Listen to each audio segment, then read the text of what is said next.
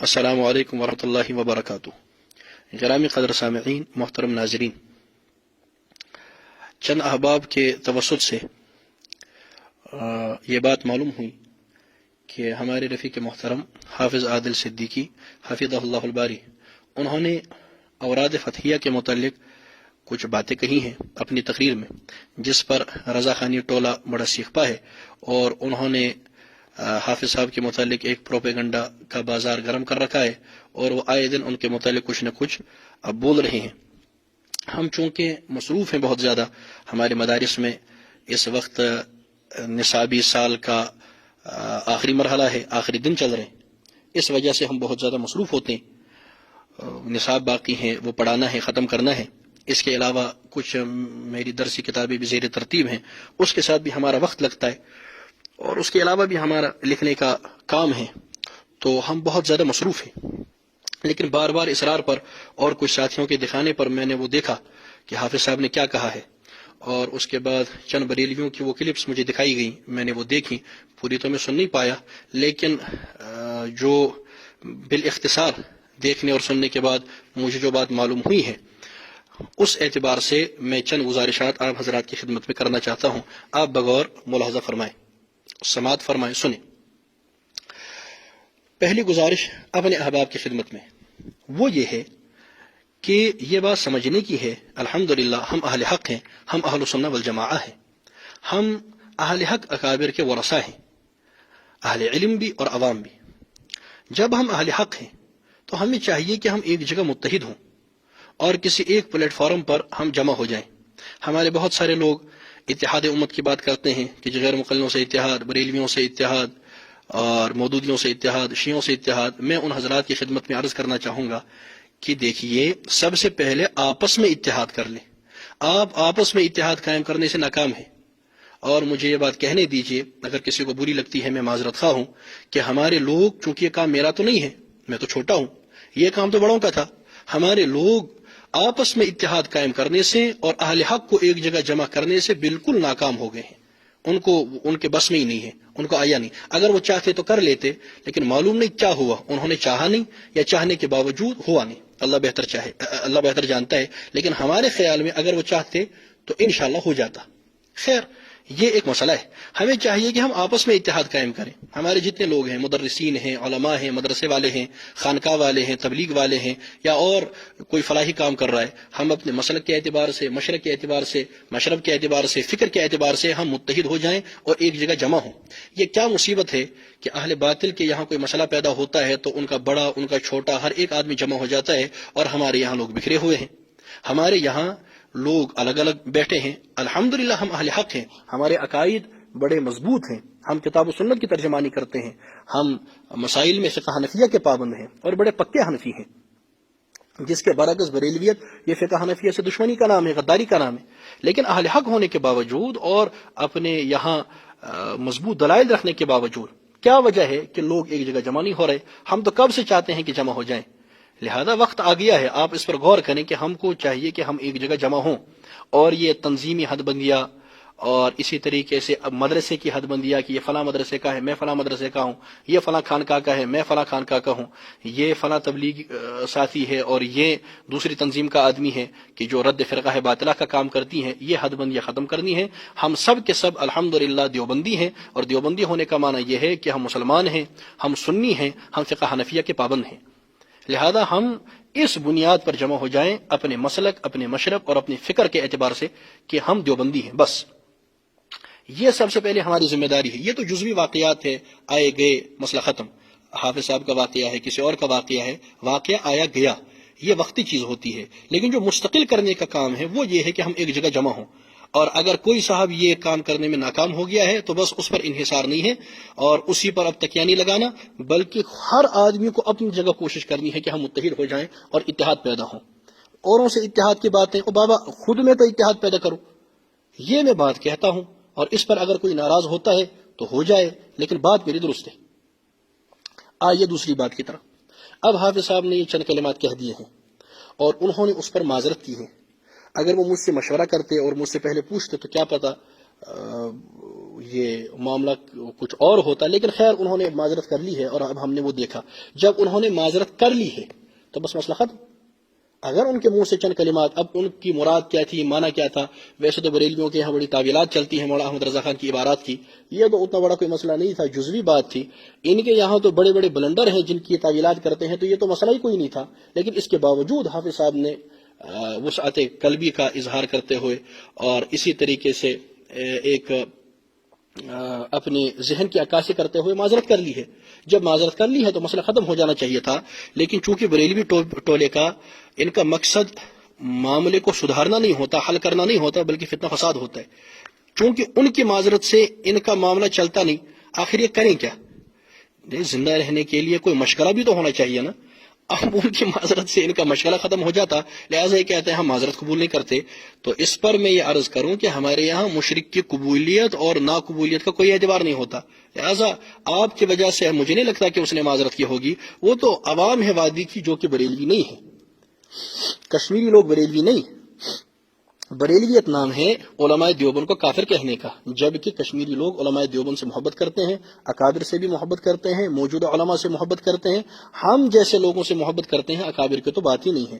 لہٰذا کشمیری لوگ بریلوی نہیں ہیں، اور یہاں کوئی بریلوی ہے بھی نہیں سوائے آٹے میں نمک کے برابر چند لوگوں کے جن کی کوئی حیثیت نہیں ہے۔ بلکہ آگے چل کر کے میں یہ بات بھی عرض کر دیتا ہوں کہ محترم غلام رسول حامی بھی بریلوی نہیں ہے، تحریک کاروان اسلامی والے بریلوی نہیں، وہ ہمیں مسلمان سمجھتے ہیں۔ جب وہ ہمیں مسلمان سمجھتے ہیں تو بریلوی کیسے ہوئے؟ یہ تو چند ایک آدمی ہیں جنہوں نے فتنہ فساد کا بازار گرم کر رکھا ہے، جن کی کوئی حیثیت نہیں ہے، بلکہ ان کا مقصد قرآن کریم کے خلاف ایک بغاوت قائم کرنا ہے، جو کہ میں پہلے سے سمجھاتے آ رہا ہوں اور ایک دنیا سمجھ چکی ہے۔ اور یہی مصیبت ان کی اور یہی پریشانی ان کی حافظ عادل کے ساتھ ہے، وہ اس وجہ سے کہ حافظ عادل صاحب انہوں نے اپنی تقریروں سے اور انہوں نے اپنی باتوں سے ایک جم غفیر کو یہ بات سمجھا دی ہے کہ صحیح راستہ کیا ہے اور صحیح طریقہ کیا ہے، اور ان کے وسادت سے ایک بہت بڑا طبقہ اہل حق کے ساتھ ملا، مدارس کے ساتھ ملا، تبلیغ کے ساتھ ملا، ہمارے مشائخ کے پاس آتا جاتا ہے۔ یہ ان کی پریشانی ہے کہ یہ بندہ لوگوں کو جہالت سے نکال کر کے علماء کی طرف لے جا رہا ہے۔ اگرچہ حافظ عادل صاحب خود عالم نہیں ہیں، لیکن وہ ایک خطیب ہیں اور اللہ تعالیٰ نے ان کو ایک ملکہ دیا ہے، جس بنیاد پر جس کو برائے کار لاتے ہوئے وہ لوگوں کو اہل حق کی طرف پہنچا دیتے ہیں، اہل علم کی طرف پہنچا دیتے ہیں۔ یہ ان کے لیے پریشانی ہے۔ اب یہ کسی طاق میں تھے کہ ہمیں کوئی چیز ان کی مل جائے، وہ چونکہ بار بار مساجد میں جاتے ہیں اور تقریریں کرتے ہیں، تو یہ اس طاق میں تھے کہ کچھ مل جائے تو ہم پروپیگنڈا کریں۔ وہ ان کو مل گیا، اب یہ پروپیگنڈا کر رہے ہیں، اور یہ بھی ان کو پتا ہے کہ وہ بیچارہ مناظر ہے نہیں، تو اس واسطے ہم اس کو ستا دیں گے۔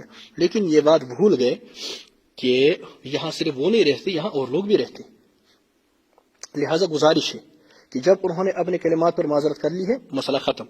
اور بریلویوں کی خدمت میں عرض کرنا چاہتا ہوں کہ سنو، اب اگر تم بات ختم کرنا نہیں چاہتے تو میری بات سنو، وہ یہ کہ یہ تو ایک جزوی مسئلہ ہے، حافظ عادل کا مسئلہ ہے، یہ ایک شخص کا مسئلہ ہے جس نے اپنی بات پر معذرت کر لیا، مسئلہ ختم۔ تم بڑے مسائل کو حل کرو، اور بڑے مسائل یہ ہیں کہ تمہارے عقائد قرآن کریم کے خلاف ہیں، تمہارے مسائل فقہ حنفیہ کے خلاف ہے، تمہارا پورا فرقہ قرآن کریم کے خلاف ہے، تم ان مسائل کا حل کرو۔ تم عقیدہ حاضر ناظر بیان کرتے ہو، قرآن کریم کی مخالفت ہے۔ تم علم غیب کا عقیدہ بیان کرتے ہو، قرآن کریم کی مخالفت ہے۔ تم نور بشر کا مسئلہ چھیڑتے ہو، قرآن کریم کے خلاف ہے۔ تم مختار کل کی بات کرتے ہو، قرآن کریم کے خلاف ہے۔ تمہارے یہ جو جتنی بدعات ہیں اور خرافات ہیں، یہ سب کی سب فقہ حنفیہ کے خلاف ہے۔ اس پر تم بات کرو تو ٹھیک ہے، میں تو تب سے کہہ رہا ہوں، اور تمہارے پرانے وہ چیلنج بھی تھے جو ہم نے قبول کیے ہیں، کیا پتہ وہ مفتی یوسف صاحب کا نمبر ابھی کھلا بھی ہے یا نہیں، وہ آیا تھا نا، مفتی یوسف صاحب کو فون کرتے ہیں، وہ فون ہی نہیں کھولا، کیا پتہ وہ کہاں ہے۔ لہٰذا بریلیوں سے ایک بات عرض کرنا چاہتا ہوں، اگر تم چاہتے ہو، تم نے یہ مسئلہ گرم کر رکھا ہے کہ آؤ اصل مسائل حل کریں، اور میں تو کہہ رہا ہوں آؤ، لیکن اس کی شرط یہ ہے کہ کوئی ایرا گیرا نت خیرا اس کو سامنے بٹھائیں جس کو کتاب پڑھنی بھی نہ آتی ہو اور دیکھنی بھی نہ آتی ہو۔ پہلے اس کا کیا اعتبار، وہ قاضی شکیل ہے، وہ خود کو قاضی کہتا ہے، اس نے اپنی لمبی قطار بتائی تھی کہ میری یہ ڈگری ہے وہ ڈگری ہے، اس کے بعد حدیث پڑھی غلط۔ خیر غلطی ہو سکتی ہے، میں نے کہا یہ لم تستحی نہیں ہے، لم تستحیی ہے۔ تو علامہ صاحب فرماتے ہیں کہ مشکات میں زبر زیر ایسی لگی تھی۔ یہ تمہارا مفتی اور قاضی ہے۔ مبارک ربانی آیا، کہتا ہے میں چیلنج کرتا ہوں، میں نے قبول کیا، اس نے اپنا پیج ہی ڈیلیٹ کر دیا، اور قاضی شکیل نے بھی بعد میں ڈیلیٹ کر دیا تھا، وہ ساری باتیں ختم کر گیا۔ لہذا جو تمہارے معتبر آدمی ہیں، جن کی بات تمہارے فرقے کے یہاں معتبر مانی جائے گی، بٹھاؤ نا، تم بٹھاؤ، اور ہم گفتگو کرتے ہیں ان مسائل میں جس کو کتاب پڑھنی آتی ہو، اور جس کو سمجھ نہیں آتی ہو. اور جہاں تک اوراد کی بات ہے، چلیے اوراد پر بات کرتے ہیں. تم اپنے ایسے آدمی کو بٹھاؤ جس کے سامنے ہم اوراد رکھیں یا وہ ہمارے سامنے اوراد رکھے، اور اوراد میں ترجمہ نہ لگا ہو، بغیر ترجمے کی اوراد ہو، اور اس پر زبر زیر بھی نہ لگی ہو. اس کے بعد وہ پڑھ لے اور اس کا ترجمہ کرے، اس کی ترکیب کرے، ہم اس پر اعتراض کرے، وہ جواب دے، وہ ہماری بات پر اعتراض کرے، ہم جواب دیتے ہیں. اس طرح سے اس کے بعد اس میں سے جو عقائد نکلیں گے اس کو مان لیا جائے گا. یہ تو ایک واقعہ ہے، حافظ صاحب نے کہہ دیا مسئلہ ختم. اصل مسئلہ تو عقیدے کا ہے. دیکھیں گے کہ اوراد فتحیہ کے متعلق کس کا عقیدہ ہے. وہ ہمارا عقیدہ ہے. اوراد توحید سے بری پڑی ہے، جس کے تم منکر ہو، جس کے تم خلاف ہو، اور وہ ہم تمہیں سامنے دکھا دیں گے کہ کہاں پر ہے. لہٰذا اصل مسئلہ ہے عقیدے کا. اور دوسرا مسئلہ جو ہمارا اوراد کے ساتھ ہے اور اس کے بارے میں ہے وہ یہ ہے، اور ہمارا نہیں، فقہ حنفی کا ہے. فقہ حنفی کے مطابق اگر تم نے فقہ پڑھی ہو، نمازوں کے بعد مسجد میں زور زور سے ذکر و اذکار کرنا، پھر وہ آیت الکرسی ہو، وہ قرآن کی تلاوت ہو، وہ درود شریف ہو، وہ اللہ اللہ ہو، وہ اوراد ہو، جو بھی ہو، جہاں پر اور لوگ بھی موجود ہوں جن کو ان سے حرج ہو، تو فقہ حنفی کے مطابق یہ ناجائز ہے. یہ مسئلہ ہے. جہاں تک نفس اوراد فتحیہ پڑھنے کی بات ہے، وہ تو میں پڑھتا ہوں، ہمارے الحمدللہ معمولات میں شامل ہیں، لیکن ہم تمہاری طرح محلے کو چلا چلا کر نہیں بتاتے کہ ہم نے پڑھ لی، بلکہ ہمارا اللہ جانتا ہے کہ ہم نے پڑھ لی. لہٰذا یہ مسئلہ ہے. اوراد کا متن پڑھ کے دکھا دو ہمارے سامنے. یہ نہیں ہے کہ میں کھولی اور یا اللہ یا رحمان یا رحیم اور زور زور سے چلایا، جس کو فقہاء احناف منع کرتے ہیں، جس کو فقہ حنفی منع کرتی ہے. فقہ حنفی کو ہم مان لیتے ہیں. دیکھیں تم جس طریقے سے بھی آنا چاہو ہم تیار ہیں. اگر تم قرآن کریم کو سامنے رکھ کر کے عقائد کا فیصلہ کرنا چاہو اس طرح سے بھی کر لیں گے. اگر تم فقہ حنفی کی کتابوں کو سامنے رکھ کر فیصلہ کرنا چاہو اسی طریقے سے کر لیں گے. تم اوراد کو سامنے رکھ کر فیصلہ کرنا چاہو اسی طریقے سے کر لیں گے، بشرطے کہ تمہیں وہ کتاب پڑھنی بھی آئے. ان کے کسی شیخ کو پڑھنی وڑھنی نہیں آتی. بلکہ ہم نے سنا تھا وہ اویس قادری صاحب ایک جگہ فرما رہے تھے کہ قاضی نثار کے بعد کسی نے دورہ حدیث ہی نہیں کیا ہے. اب سچ کہا اس نے، جھوٹ کہا اس نے، تو ان کو کچھ آتا نہیں. یہ ان پڑھ لوگ ہیں. اور یہ جو لونڈے بونڈے انہوں نے ویڈیو بنائی ہوئی ہے، ان میں کی اکثریت وہ ہے جو ہمارے مدارس کے بھگوڑے ہیں. انہوں نے ہمارے مدارس میں آ کر کے کسی نے 10 پارہ یاد کر لیا، کسی نے 5 پارے یاد کر لیے، کسی نے 20 پارے یاد کر لیے اور بھاگ گیا، کسی نے مکمل حفظ کر لیا اور بھاگ گیا، کسی نے عربی اول دوم سوم 2-3 کلاسیں پڑھ لی اور بھاگ گیا. ان کی کوئی صلاحیت نہیں ہے، نہ ان کی کوئی علمی خدمت ہے، نہ ان کی کوئی علمی صلاحیت ہے، نہ ان کا کوئی علمی وقار ہے، نہ ان کا کوئی علمی مقام ہے، نہ انہیں کتاب پڑھنی آتی ہے، نہ یہ قرآن جانتے ہیں، نہ ان کو حدیثیں یاد ہیں، نہ ان کو پڑھنی آتی ہیں، اور نہ یہ فقہ حنفی جانتے ہیں. یہ بس ایک چیز جانتے ہیں، وہ ہے ختمات، اور ان کی ریٹ جانتے ہیں، اور سونگ کر کے بتا سکتے ہیں کہ سالن کیا پکا ہے. اور اسی طریقے سے ان کو یہ بھی معلوم ہے کہ کہاں کون سا فتنہ کھڑا کرنا ہے. اس کے سوا ان کو کچھ بھی نہیں آتا. لہذا اصل مسئلہ ہے عقائد کا. اور حافظ عادل صاحب انہوں نے بات کو ختم کر دیا، مسئلہ ختم.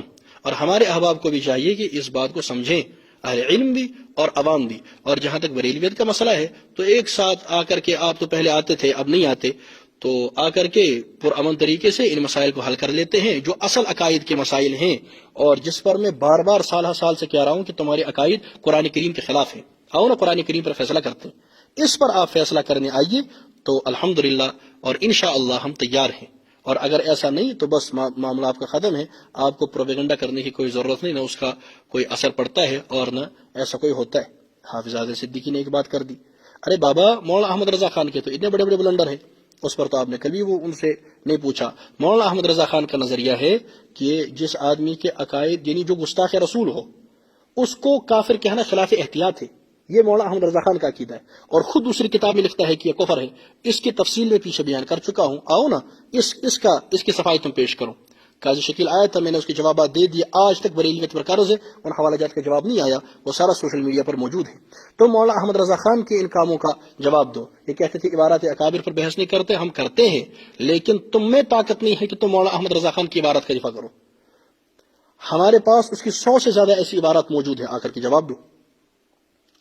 لہٰذا اصل بلنڈر وہاں ہے. اور جہاں تک حوالہ جات کی بات ہے، کبھی ہو جاتا ہے کسی نے کوئی حوالہ غلط دے دیا، تمہارے یہاں تو اس کی برباد موجود ہیں، اور ہم تمہارے سامنے لسٹ پیش کرتے ہیں کہ تمہارے کس آدمی نے کہاں پر کون سا گڑبڑ حوالہ پیش کیا ہے اور غلط حوالہ پیش کیا ہے. تم اس کی صفائی پیش کرو، اور تمہارا اس کے ساتھ کیا لینا دینا.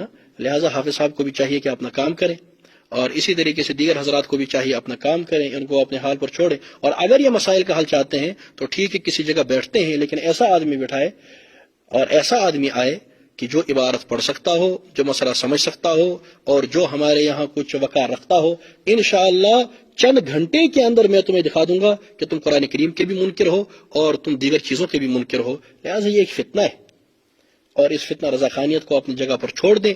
اوراد فتحیہ امیر کبیر رحمہ اللہ تعالیٰ کی طرف سے ہمیں دیا گیا ایک وظیفہ ہے جو کشمیری پڑھتے ہیں۔ اور اس کے سوا ایک اور بات عرض کرنا چاہتا ہوں، وہ یہ کہ حضرت امیر کبیر میر سید علی حمدانی رحمۃ اللہ تعالیٰ علیہ، ان کا صرف یہ ایک رسالہ نہیں ہے اوراد فتحیہ، انہوں نے اور رسائل بھی لکھی ہیں اور کتابیں لکھی ہیں جو کہ الحمدللہ ہمارے پاس موجود ہیں۔ اگر بریلوی چاہیں، یہ ٹولہ یہ اگر چاہے تو ہم امیر کبیر کی ان کتابوں کو سامنے رکھ کر بہت مسائل کو حل کر سکتے ہیں۔ جنہوں نے اس پر بیان دیا وہ ایک حلفیہ بیان پیش کرے کہ امیر کبیر نے جو اپنی کتابوں کے اندر ذکر کے متعلق اور مسائل کے متعلق باتیں لکھی ہوں ہم وہ تسلیم کریں گے۔ اگر یہ امیر کبیر کی باتوں کو بھی تسلیم کر لیں تو ان کا دھندا ویسے ہی بند ہو جائے گا۔ نہ یہ امیر کبیر کے ہیں، نہ یہ فقہ حنفی کے ہیں، نہ ہی یہ قرآن کے ہیں، نہ ہی یہ سنت کے ہیں، یہ بس بدعات اور خرافات کے ہیں۔ لہٰذا ان کو آپ اپنے حال پر چھوڑ دیں اور اپنے احباب سے گزارش ہے کہ قرآن کریم کو پڑھیں، قرآن کریم کی دعوت کو عام کریں، لوگوں کے عقائد کو درست کریں، مسائل کو درست کریں، اور تمام اہل حق کے لیے ہماری طرف سے ان کی خدمت میں یہ پیغام ہے کہ کبھی بھی پریشان ہونے کی ضرورت نہیں ہے۔ کم از کم جب تک ہم زندہ ہیں ایسی کوئی بات نہیں ہے۔ الحمدللہ جو بھی آئے گا منہ کی کھا کر کے جائے گا، وہ غیر مقلدیت ہو، وہ بریلویت ہو، یا وہ کوئی اور فتنہ ہو، ہم نے بفضل اللہ تعالیٰ ان کو ان کے اوقات دکھا دی ہے اور آئندہ بھی دکھاتے رہیں گے۔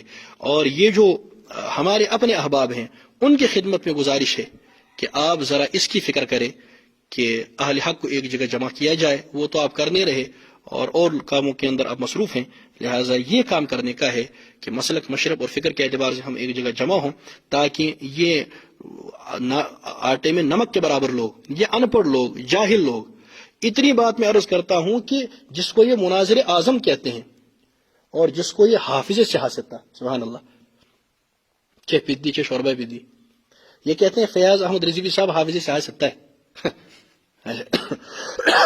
وہ آدمی دیکھ کر عبارت نہیں پڑھ سکتا، اور بخاری چھوڑیے، وہ آدمی دیکھ کر قرآن کریم ناظرہ ٹھیک نہیں پڑھ سکتا۔ اور میں اللہ کی قسم کھا کر کہتا ہوں کہ فیاض رضوی ناظرہ قرآن کریم ٹھیک نہیں پڑھ سکتا، ترجمے ترکیب کی تو بات ہی نہیں۔ وہ ہے مناظر اعظم، جن کی بہار ایسی ہو ان کی خزاں کا نہ پوچھ، تو یہ کیا ہوں گے؟ لہٰذا ان کو اپنے حال پر چھوڑیے، چند ٹکے کے لوگ ہیں، اپنا کرتے رہیں، کیا کام کرنا ہے، اہل حق اپنا کام کرتے رہیں، اور توحید و سنت اور اصلاح کا کام کریں، اور مدرسین درس کا کام کریں، اور جس کا جو کام ہے طلبہ پڑھائی کا کام کریں۔ ان کو اپنے حال پر چھوڑ دیں، اور اگر یہ کچھ اب زیادہ اس میں چاہتے ہیں، یہ اوراد ہی پر گفتگو کرنا چاہتے ہیں، اس کی میں نے تفصیل بتا دی، قرآن کریم کے بارے میں، فقہ حنفی کے بارے میں، اور اوراد کے متعلق ہمارا یہ مسئلہ ہے کہ مساجد میں زور زور سے پڑھنا، اس کو فقہائے احناف منع کرتے ہیں، اور اس کے خلاف تم فقہائے احناف سے بغاوت کا اعلان کرتے ہو۔ امام ابو حنیفہ کے باغی ہو تم، امام محمد کے باغی ہو تم، فقہائے احناف کے باغی ہو تم، عالمگیری اور اسی طریقے سے دیگر جتنی ہماری فتاوا کی کتابیں ہیں تم اس کے باغی ہو، اور تمہارا ان فقہا سے کوئی لینا دینا نہیں۔ الحمدللہ ہم فقہ حنفیہ کے پابند ہیں۔ فقہ حنفیہ نے جو کام کرنے کے کہے ہیں وہ ہم کرتے ہیں، جن سے منع فرمایا ان سے رکتے ہیں۔ ہم تمہاری طرح کھانا دیکھ کر اور پیسہ دیکھ کر اور ختمات دیکھ کر کے مسائل بدلنے کے عادی نہیں ہیں۔ اللہ تعالیٰ اہل حق کی حفاظت فرمائے اور ان کو اپنے امان میں رکھیں، اور شریروں کے شر سے ہم سب کی حفاظت فرمائے۔ لہٰذا اگر کوئی آدمی چاہتا ہے بشرطے کہ معتبر آدمی ہو تو وہ ہمیں بتا دے، انشاءاللہ ہم ان کی خدمت میں موجود ہوں گے، انشاءاللہ اللہ چاہے، اور گفتگو ہو جائے گی، بشرطے کہ کوئی ایسا آدمی ہو جو اس لائق ہو۔ ہر ایرے گھیرے نتو خیرے کے ہم منہ نہیں لگتے۔ وہ ایک آدمی تھا بھیک منگا، لیکن بادشاہ کی بیٹی کے عشق کے دعوے کرتا تھا۔ کسی نے پوچھا کہ بھائی تو کیا کر رہا ہے، اب بادشاہ تجھے کوڑے مروائے گا، تو وہ کہتا ہے بھائی کوڑے تو پڑیں گے لیکن نام تو آ جائے گا نا کہ یہ بھی بادشاہ کی بیٹی کا عاشق تھا۔ یہی کام ان کا ہے کہ ہمارا نام آ جائے گا، انشاءاللہ وہ ہم ہونے نہیں دیں گے۔ ہاں ایسا کوئی آدمی جس کے ساتھ ہم بات کرنے کے لیے تیار ہوں تو ہم تیار ہیں، علوم و فنون میں بات کرنے کے لیے تیار ہوں ہم تب بھی تیار ہیں، کیونکہ ہم تو صاف کہہ رہے ہیں تم جاہل ہو، تو آؤ نا کبھی درس نظامی میں جو علوم پڑھائے جاتے ہیں ان پر گفتگو کرو، ہم تب بھی تیار ہیں، عقائد پر کرو تب بھی تیار ہیں، مسائل پر کرو تب بھی تیار ہیں، فقہ حنفی کو یہ مانو حکم مانو تب بھی تیار ہیں، ڈائریکٹ قرآن کریم سے فیصلے چاہو تب بھی تیار ہیں۔ کسی طرح تم اپنی